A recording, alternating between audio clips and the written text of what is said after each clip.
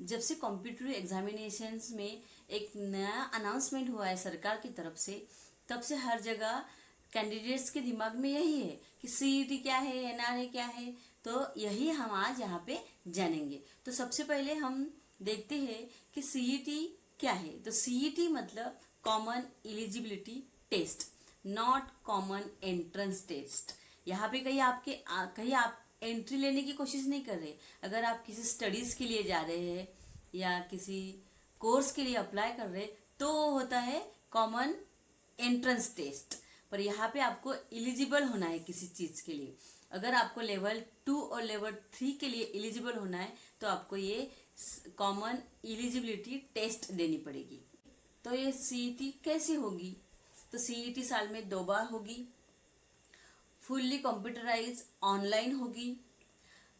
दूर दराज और विलेजेस के कैंडिडेट्स को शायद कंप्यूटर या ऑनलाइन की आदत नहीं है, तो उनके लिए पहले मॉक टेस्ट कंडक्ट किए जाएंगे और एग्ज़ाम होने के तुरंत बाद आपको अपने स्कोर्स पता चलेंगे। उस स्कोर्स के हिसाब से आप आगे जाके चूज कर सकते हैं कि आप आरआरबी में जाना चाहते हैं या स्टाफ सिलेक्शन में जाना चाहते हैं या बैंकिंग में जाना चाहते हैं। फिलहाल के लिए सीईटी 12 भाषाओं में होंगी।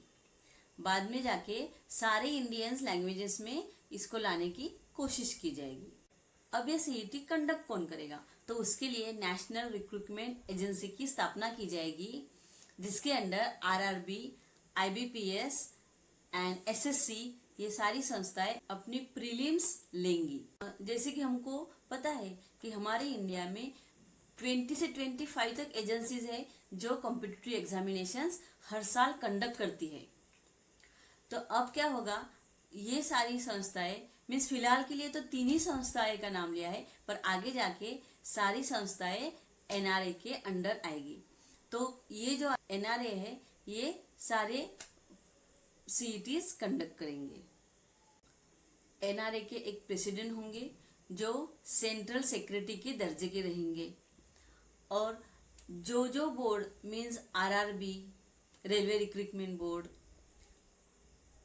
आईबीपीसी, institute of banking personnel services या एसएससी, स्टाफ सिलेक्शन कमीशन के हर बोर्ड, हर संस्था के रिप्रेजेंटेटिव्स इस एनआरए में मेंबर्स बनेंगे।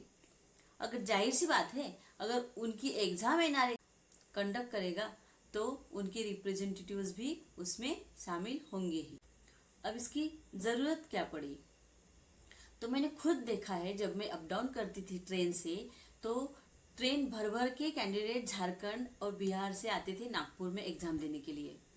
तो एक प्रीलिम के लिए इतना दूर का सफ़र तय करना ये किसी कैंडिडेट के लिए इतना भी इजी नहीं है। तो ये जो सीईटी है ये हर डिस्ट्रिक्ट में कंडक्ट की जाएगी।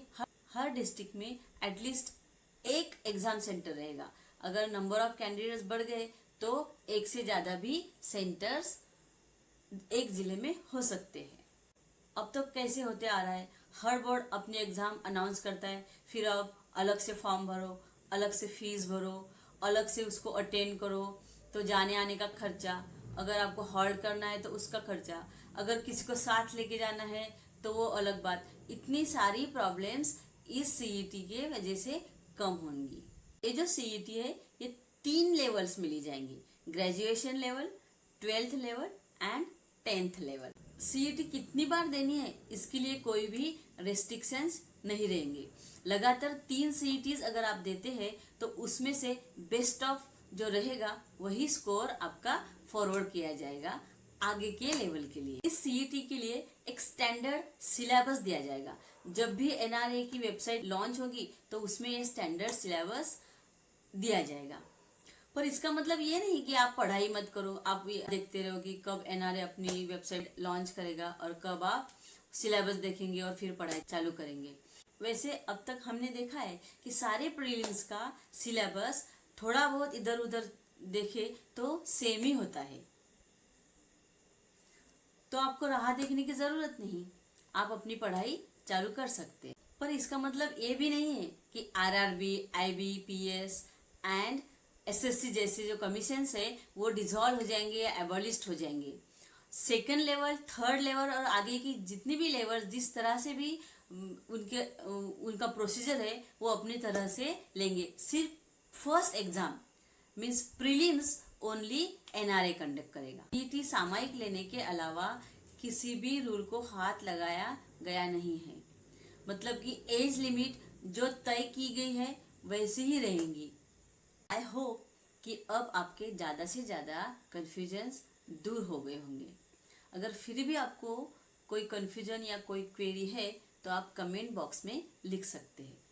न्यू एजुकेशन पॉलिसी के बाद अब ये सीईटी और एनआरए के अनाउंसमेंट के बाद लगता है कि सच में भारत के युवा पीढ़ी का भविष्य सुनहरा है। Thank you.